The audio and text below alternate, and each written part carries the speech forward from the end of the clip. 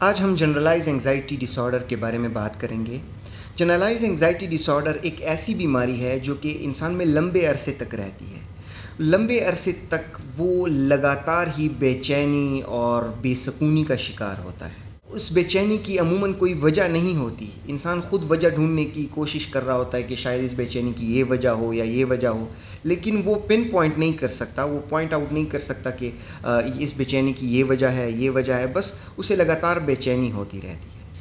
اس کے علاوہ اس میں اور بھی بہت ساری علامات ہوتی ہیں، یعنی انسان کبھی کبھی اس کا دل تیزی سے دھڑکنا شروع کر دیتا ہے، انسان کو شور بہت برا لگتا ہے، شور برداشت نہیں کر سکتا، اور انسان کی توجہ خراب ہو جاتی ہے، ایک چیز پہ وہ توجہ مرکوز نہیں رکھ سکتا، اس سے چھوٹی چھوٹی باتیں بھول جاتی ہیں۔ مثال کے طور پہ اگر کوئی پین کہیں پہ رکھ دیا تو وہ بھول گیا کہ میں نے پین کہاں پہ رکھا تھا، چابیاں میں نے کہاں پہ رکھی تھیں۔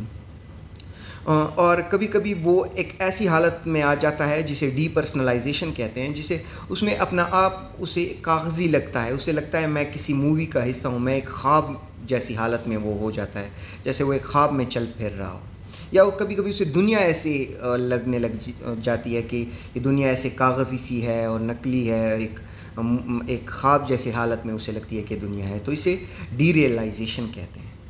اس کے علاوہ اور بھی علامات ہوتی ہیں، جن مثال کے طور پہ مریض کو کبھی کبھی لگتا ہے کہ اسے کوئی بیماری نہ ہو، اور اس کی اپنی صحت کی طرف بہت توجہ چلی جاتی ہے۔ کبھی اسے لگتا ہے مجھے یہ بیماری ہے، کبھی اسے لگتا ہے مجھے وہ بیماری ہے، تو ان بیماریوں کے لیے وہ بار بار ٹیسٹ کراتا رہتا ہے۔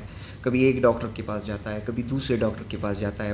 جب ٹیسٹ وہ کراتا ہے، اس ٹیسٹ کرانے سے اس سے وقتی طور پہ تسلی مل جاتی ہے، لیکن وہ ٹیسٹ کرانا اس کے لیے نقصان دہ ہوتا ہے، کیونکہ بعد میں وہ جو ہے اس کی بیماری لمبی ہوتی جاتی ہے۔ اسی طرح مریض اپنے علامات کے بارے میں مریض اپنے علامات کے بارے میں گوگل میں سرچ کرتے ہیں، ویڈیوز دیکھتے رہتے ہیں، اور یہ ویڈیوز جب وہ دیکھتے ہیں، وہ وقتی طور پہ انہیں تسلی مل جاتی ہے کہ یہ کوئی خطرناک بات نہیں ہے، انہیں وہ تسلی لوگوں سے بھی ڈھونڈتے ہیں، تو وقتی طور پہ انہیں سکون مل جاتا ہے، لیکن اس کی وجہ سے ان کی بیماری اور بھی بڑھتی جاتی ہے۔ اور یہ علامات بھی ہو سکتے ہیں کہ انہیں غصہ جلدی آئے، اور وہ چھوٹی چھوٹی باتوں پہ لڑنا شروع کر دیتے ہیں، جسے ہم ایریٹیبلٹی کہتے ہیں۔ بے چینی ہوتی ہے، ایک جگہ بیٹھ نہیں سکتے، اٹھتے ہیں اور پھر بیٹھتے ہیں، نیند کبھی کبھی خراب ہو جاتی ہے ان کی، اور جنرلائز انگزائٹی کا اثر جسم کے باقی حصوں پہ بھی ہو سکتا ہے۔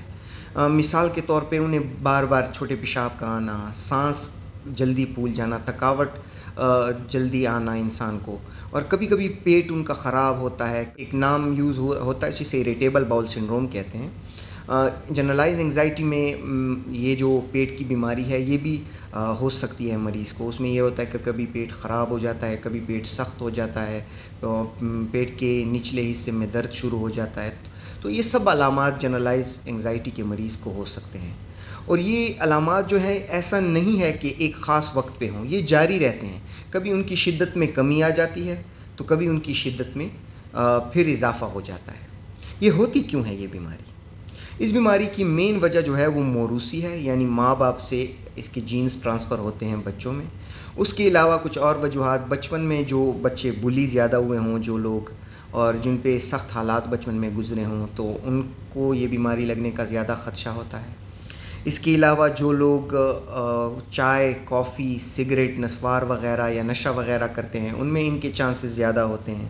اور کبھی کبھی ایسے ہوتا ہے کہ ناخوشگوار حالات جب انسان کی زندگی میں کافی زیادہ گزر گئے ہوں تو اس کی وجہ سے بھی یہ جنرلائز انگزائٹی انسان کو ہو سکتی ہے۔ اب ہم جنرلائز انگزائٹی کے علاج کے بارے میں بات کریں گے۔ تو اس کا جو علاج ہے وہ سائیکو تھراپیز کے ذریعے سے بھی ہو سکتا ہے، جس میں کوگنیٹیو بیہیویئر تھراپی ہے، باقی ایسے سائیکو تھراپیز ہیں۔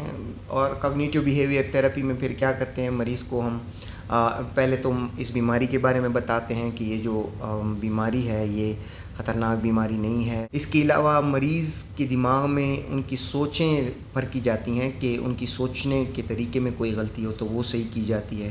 مریض کا جو یہ رویہ ہے کہ بار بار ٹیسٹ کرانا اور گوگل سرچ کرنا، اس رویے پہ کام کیا جاتا ہے۔ اس کے علاوہ دوائیاں، جو دوائیاں ڈپریشن کے لیے یوز ہوتی ہیں تو وہی دوائیاں جنرلائز انگزائٹی میں بھی مؤثر ہیں۔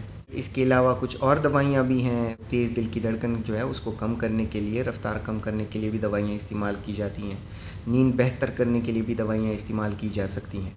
اس کے علاوہ کچھ ایسے ایکسرسائزز ہیں جنہیں ریلیکسیشن ٹیکنیکس کہتے ہیں، وہ استعمال کر کے مریض کافی حد تک بہتر ہو سکتا ہے، اور وہ اس کے بارے میں نے ایک تفصیلاً ایک اور ویڈیو بھی بنائی ہے جس کا لنک میں ڈسکرپشن میں دوں گا۔ یہ دوائیاں، سائیکو تھراپیز اور ریلیکسیشن ایکسرسائز سب چیزیں مل کے مریض کی کافی حد تک مدد کر سکتی ہیں۔